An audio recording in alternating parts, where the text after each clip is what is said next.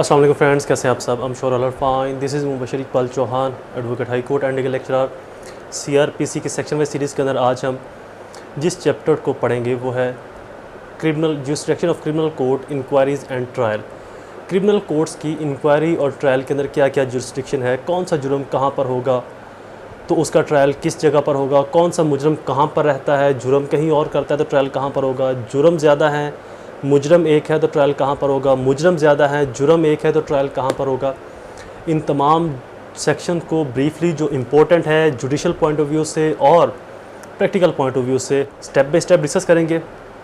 Lecture start करने से पहले एज़ यूजुअल अगर आप मेरे YouTube channel law and communication skills के ऊपर नए हैं तो रेड बटन को क्लिक करके मेरे चैनल को सब्सक्राइब करना, साथ में ही बेल आइकन को प्रेस करके ऑल नोटिफिकेशन ज़रूर कर लें ताकि ऐसे ही फर्दर तमाम इंफॉर्मेटिव लेक्चर्स टाइमली आप तक पहुंचते रहे। शुरू करते हैं हमारा lecture. CRPC section 177 jurisdiction of criminal court in trial inquiries.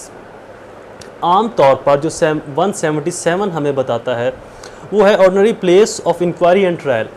आम तौर पर जो ऑर्डिनरी प्लेस हैं इंक्वायरी और ट्रायल की वो वही हैं जहां पर जुर्म हुआ है, या by the court of local limits jurisdiction, जिस कोर्ट की लोकल लिमिट्स के अंदर जुर्म हुआ है वही आम तौर पर ये समझी जाती है। But in case of complication, in case of furtherance क्या तरीक़ेकार होगा उसमें भी CRPC हमें ब्रीफली बताती है। सेक्शन 177 जो कि आम तौर पर हमें बताता है कि आम तौर पर जिस कोर्ट की लोकल लिमिट्स में जुर्म हुआ है वहीं पर केस को ट्राई किया जाएगा। Section 179 accused triable in district where act is done और वेयर कॉन्सिक्वेंस इज इंश्योर्स, जहाँ पर जुर्म सरजद हुआ है या डन हुआ है और उसके जो कॉन्सिक्वेंस है वो बाद में कहीं और अखज़ हुए, कहीं और आए। फॉर एग्जांपल एक एग्जांपल देता हूँ। एक शख्स है, इसको बी फायर मारता है, इसके बेली में या चेस्ट में लेफ़्ट साइड पर फायर लगता है। ये फायर बी इसको मारता है ओकाड़ा शहर में। ए ओकाड़ा से मेडिकल पर्पज़ के लिए लाहौर में आ जाता है और यहाँ पर 15 दिन 20 दिन हॉस्पिटल में एडमिट रहता है और एडमिट रहने के बाद ए की मौत वाक़या हो जाती है। अब जुर्म जो है वो एक्चुअल में कहाँ डन हुआ था? ओकाड़ा शहर में। और कॉन्सिक्वेंस इंश्योर्स कहाँ पर हुए? बाद में ये कहाँ पर एग्जीक्यूट हुआ? लाहौर में। तो लिहाजा इसको लाहौर में भी एग्जीक्यूट किया जा सकता है, ट्राई किया जा सकता है, ट्राइबल है, और ओकाड़ा में भी ट्राइबल है। ऐसे ही सेक्शन 180 हमें बताता है place of trial where act is offence by reason of relation to other offence.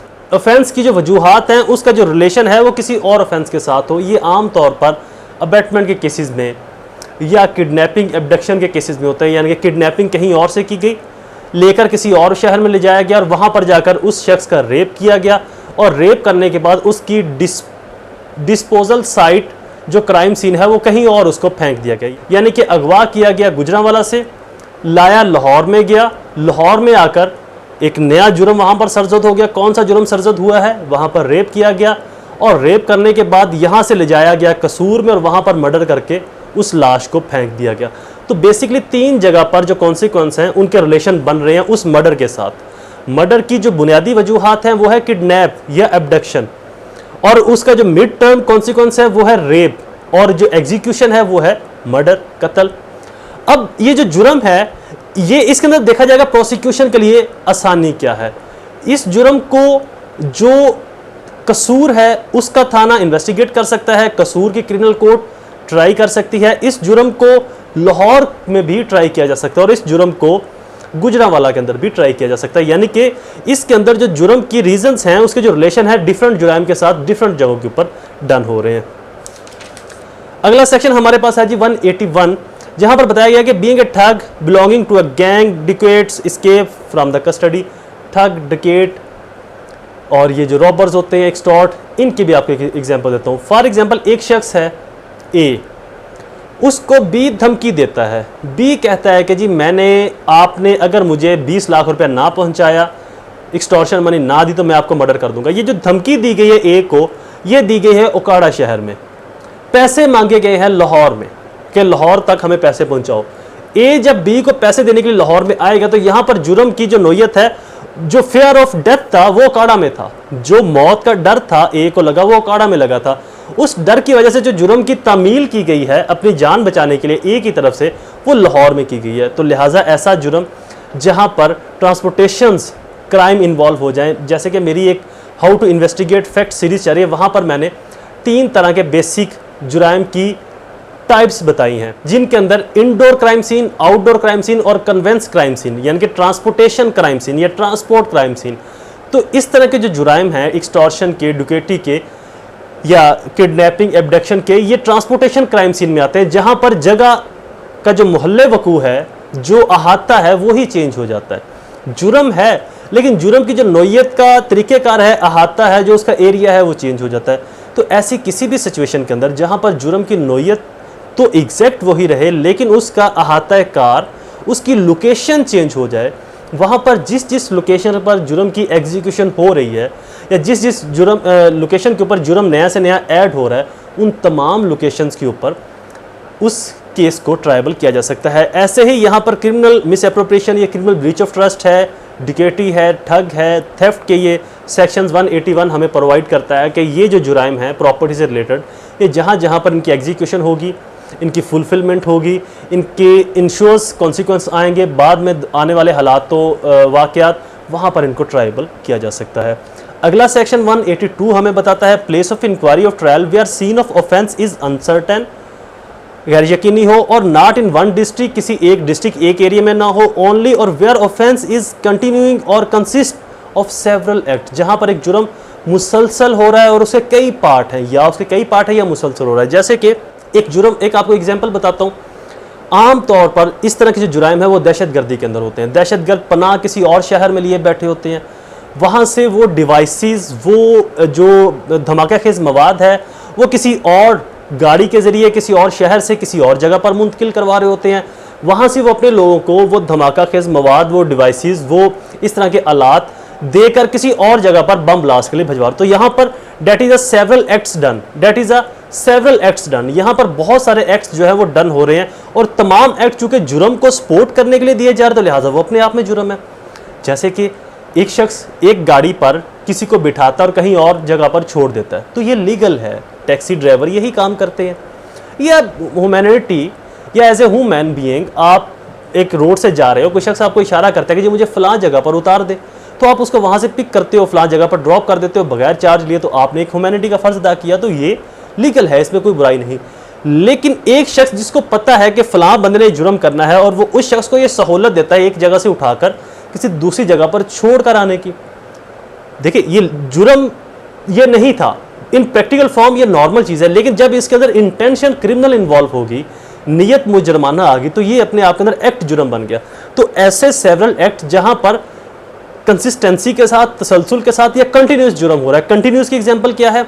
Decades हैं, वो बहावलपुर में डिकेटी करते हैं, उसके बाद वो खानेवाल में रुकते हैं, डिकेटी करते हैं, चीचावतनी में रुककर डिकेटी करते हैं, फिर वो बूरे वाला, विहाड़ी, मुल्तान के अंदर डिकेटी करते हैं, उसके बाद वो उकाड़ा, पत्तोकी में डिकेटी करते हैं, लाहौर में आ जाते हैं जी, लाहौर में डिकेटी करते हैं, गुजरावाला में करते हैं। तो डिफरेंट शहरों में वो डिकेटियाँ करते हैं। गुजरावाला से वो सिंध में चले जाते हैं, सखर में चले जाते हैं, हैदराबाद, कराची में चले जाते हैं, सखर से और सिंध से फिर वो केपेकी में चले जाते हैं, सरहद केपेकी से फिर वो बलूचिस्तान में चले जाते हैं। तो डिफरेंट शहरों में, सूबों में वो ये एक्ट कंटिन्यूसली कर रहे हैं, उनका ये तसलसल जारी है। तो जहाँ जहाँ पर भी उन्होंने ये जुर्म सरजद किया है, उन तमाम जगहों के ऊपर इस कार्रवाई के खिलाफ इस केस को ट्रायबल किया जा सकता है, इसका ट्रायल किया जा सकता है।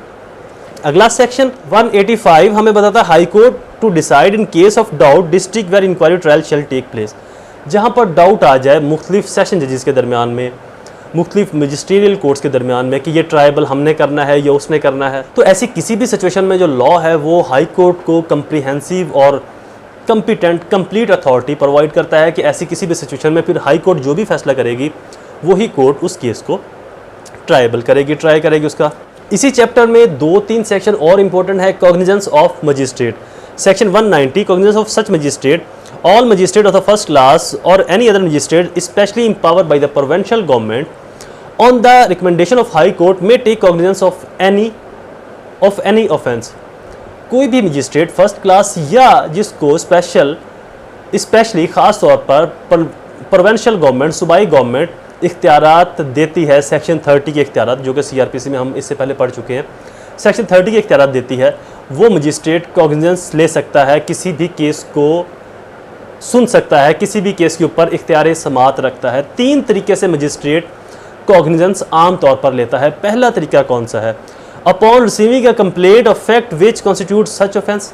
ऐसी कंप्लेन दरख्वास्त आए मजिस्ट्रेट के पास जिसके अंदर ऑफेंस कंस्टिट्यूट हुआ गया है, उसके बारे में बताया हुआ है, और ये कंप्लेन आती है सेक्शन 200 CRPC के तहत। दूसरा तरीका जिसके ज़रिए मजिस्ट्रेट कॉग्निजेंस लेता है वो है upon a report in writing of such fact made by any police officer. Police officer की तरफ से कोई भी ऐसी रिपोर्ट बनाई गई हो जिसके अंदर इस तरह के फैक्ट्स का जिक्र किया गया हो, ये रिपोर्ट बनाई जाती है 173 CRPC के तहत। और तीसरा जो मजिस्ट्रेट कॉग्निजेंस ले सकता है उसका जो तीसरा तरीक़ेकार है वो है upon information receiving from any person other than a police officer और अपॉन हिज नॉलेज और सस्पिशियस। मजिस्ट्रेट के अपने नॉलेज में कोई बात आती है या उसको किसी चीज़ पर शक गुजरता है या गुमान गुजरता है, पुलिस की या किसी और शख्स की कंप्लेन या रिपोर्ट के अलावा भी मजिस्ट्रेट इसके ऊपर अज खुद कॉग्निजेंस ले सकता है किसी भी एक्ट जुर्म के ऊपर, जिसको आम जुबान में सो मोटो कहते हैं। Next section 191 transfer of application of accused.